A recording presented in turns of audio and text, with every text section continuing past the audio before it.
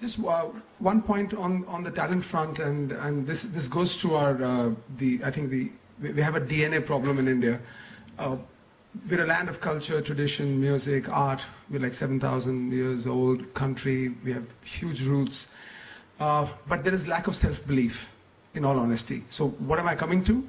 The point that I'm trying to make is that in 1990s we all believed content was king, but in 2000s packaging has been God. So we may have talent in India, we do have talent, like Nikhil said appropriately, but I think now is the time to go there and package it. So the surprising aspect is that if you go to a mall in India, typical Selfridges mall, so out of the 140 shops, 139 are international brands. Our chicken tikka masala is the national cuisine of United Kingdom. Fuck, man. Yoga is registered in the US. We don't own yoga, the word, anymore. I went out to register Bollywood because we have a company, called Bollywood Corporation, and I thought we should just register now. Because things like copyright and trademark are alien in India yet. So anybody listening, come. You can make some money. So I went to register, and this is 6 years ago. And there were 170 categories available in Bollywood, like Bollywood Cafe, Bollywood Retail, Bollywood Kingdom, all that jazz. So I said, I want to take all of it.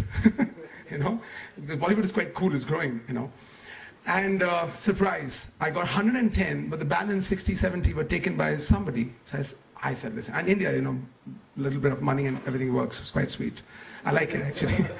So we just said, hey, who's the guy, He says, no, I can't tell you. I said, oh yeah, come on. I said, quickly he changed his mind and told me. It was Disney. Disney, 12 years ago, has registered Bollywood in 60 odd categories.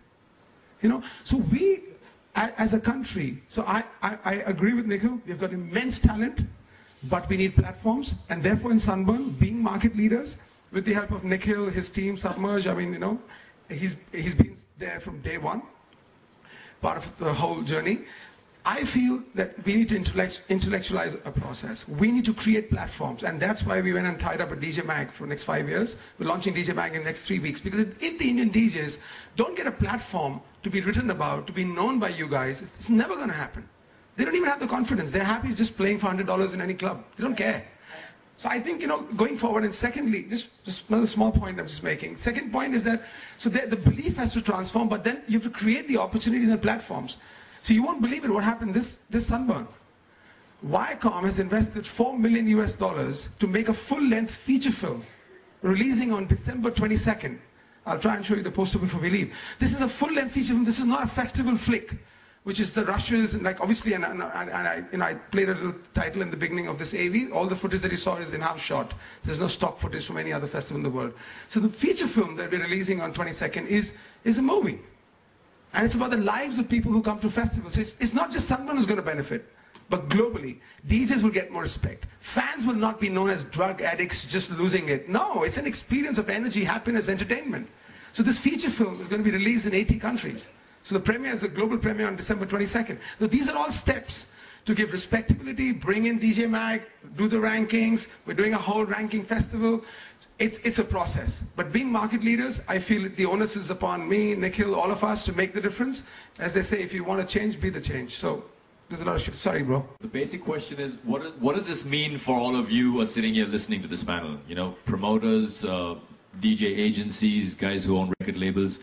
The bottom line is that there is opportunity in India, and there's a lot of it. Not just with one company or one person. There are a lot of people out there who are interested in creating scenes for themselves, events for themselves, and we need partnerships. So the license model, we had a conversation a couple of years ago in Amsterdam. The licensing model where you say, I own this big brand, this big festival brand, which is very popular in London and Amsterdam and Ibiza, and I want you to pay me so much money to license it in India. That's never going to work, because we can build our own, as we have with Sunburn. But there are people who are interested in investing in India, and it always pays back. Simon Dunmore, who's sitting back, who won the Lifetime Achievement Award. Simon's been a big fan of India and a friend as well. And half of him is Indian. Half of him is Indian as well. Yeah. They've been asking him an address. John W. Fleming, Norman Doré, the guys from William Morris, David Levy, and I have been speaking for many years, and I've learned so much. There are people in India who are willing to learn, willing to talk, willing to listen, willing to partner, do business with you. You just need to do your research and your homework and come in with sincerity and enthusiasm, and it will pay back. That's the bottom line. Somebody who's relatively small on the scale of how big electronic artists get, and in terms of the scale of venues that I play, I was shocked at the turnout that in India rivaled a lot of the turnout at some of my European shows, and the European market is supposed to be so much bigger. The audience is there, they're ready, they're willing, and they'll spend money. They're diverse, right? Because, you know, from Above and Beyond to Ambivalent or Minus. Even, I mean, people like, I brought Dorian Concept down to India last year, brought DJ Marquee down, so that there is like drum and bass, dubstep, Nero is going to be coming down, Chase and Status are coming down in a couple of months. So, I mean, there is so much to do, but then there's space for everyone because there's just so many of us. Okay, conscious of time and this little clock down here, I think we've got to get a few questions in from the floor. Do you see the relationship with the government and the police evolving and getting better so clubs are not getting closed down? We managed to pull off Sunburn in Goa all 5 years with no interruptions whatsoever, including the weekend of 26/11 when 300 people lost their lives in Mumbai in the terrorist attack. So it was just round the corner. And India united, the media, the officials, and they said the party must go on. Sorry, I lost my voice there. Okay. I mean, India united. That was the only gig that happened in the entire country. So having said that, I think you've got a valid question there. So first I'm going to clarify the laws. Okay, so generally the laws is that if you're doing an open air gig, you can do it till 10 p.m.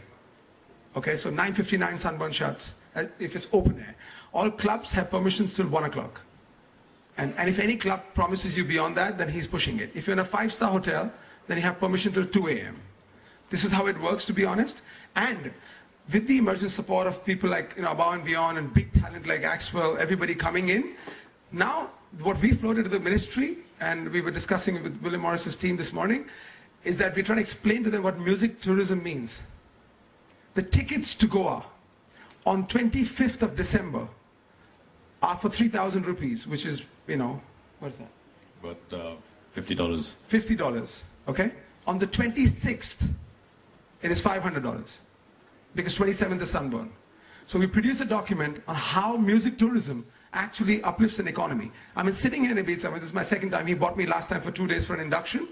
What is this place? This is music tourism. This is how you can actually build cities, you can build states. So it is a concept sell to the Indian democracy, but it's happening for sure. And I think the cops, I mean, you're spot on. I mean, we're a phenomenally corrupt country, and it works both ways. So it's quite nice, and we have these live debates. The corruption has to go, and we're working at it.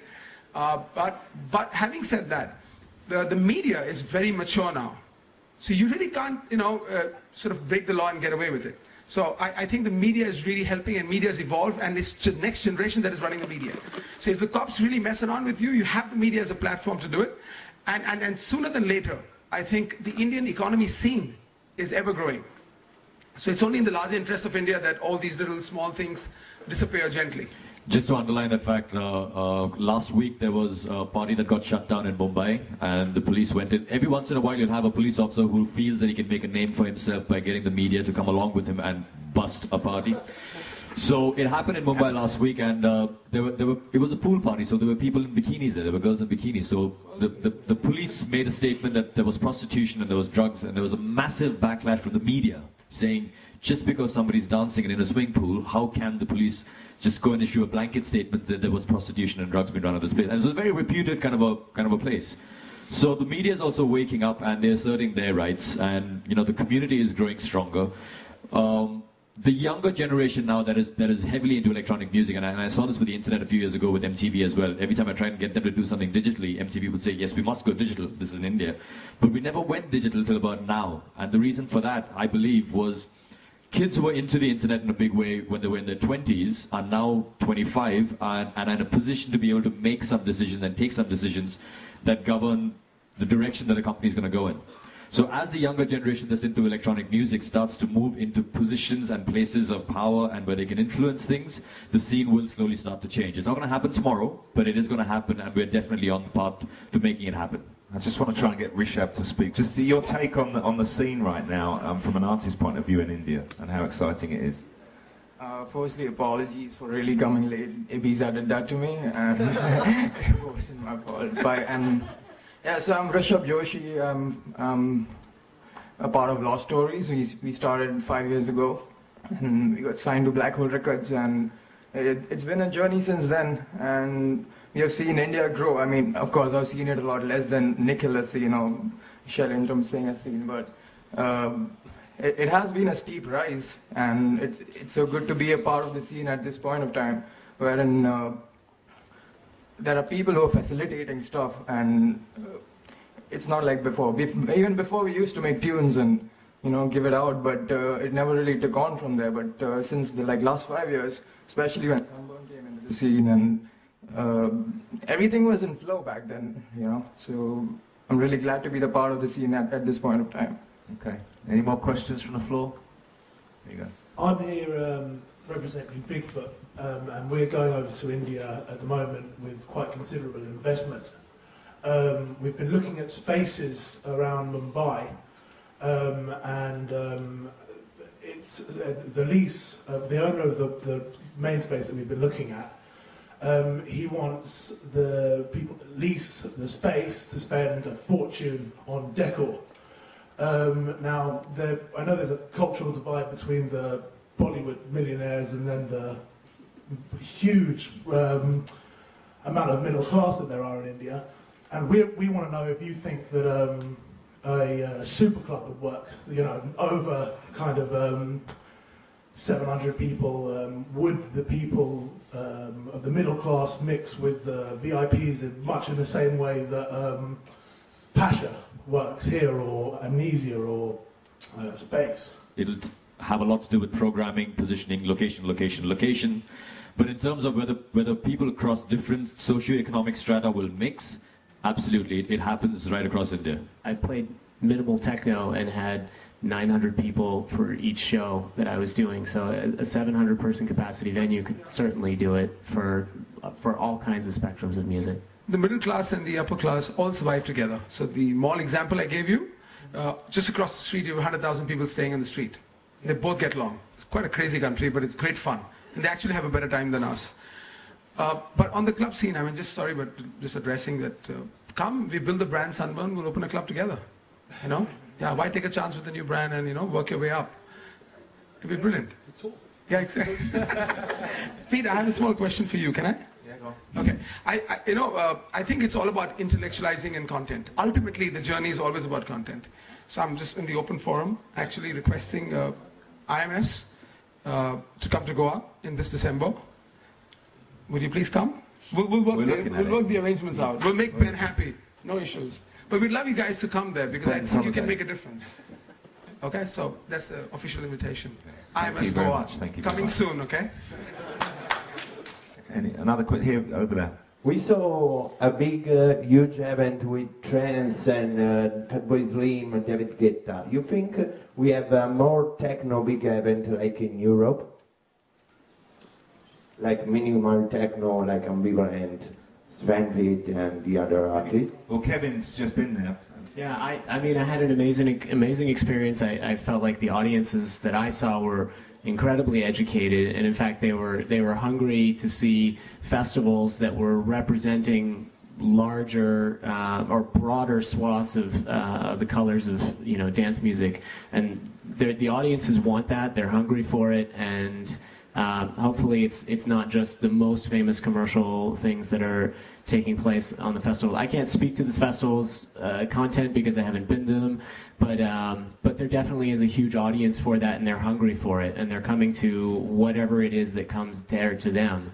And I think a lot of DJs now, from the whole spectrum of music, are also anxious to go see India. So there's eagerness on both sides. It's just a matter of time before everybody starts to link it. I mean, I played Sunburn, and certainly from a house perspective, I was playing during the day, but playing kind of English artists like Eats Everything, Julio Bashmore, there was so much love coming back from the dance floor, and people so happy to hear those tunes there. So I would say very open-minded. Yeah. I think it's just about environment, creating the right environment to enjoy the music, Well, to put it in black and white, the scene still is largely commercial. But if you are doing what I would call an alternative sound, which is either techno or drum and bass or dubstep, it's a question of finding the right partners in India who also champion that sound and getting into the right venues. Because obviously if you put a techno artist in a venue that plays Bollywood music on a Saturday night, then it's not going to work out. So doing your research is very important, but like everybody's been saying, it's an open market, there's space in there for everyone. It's just about doing your homework and dotting your I's and crossing your T's. Thank you, everybody. Very much.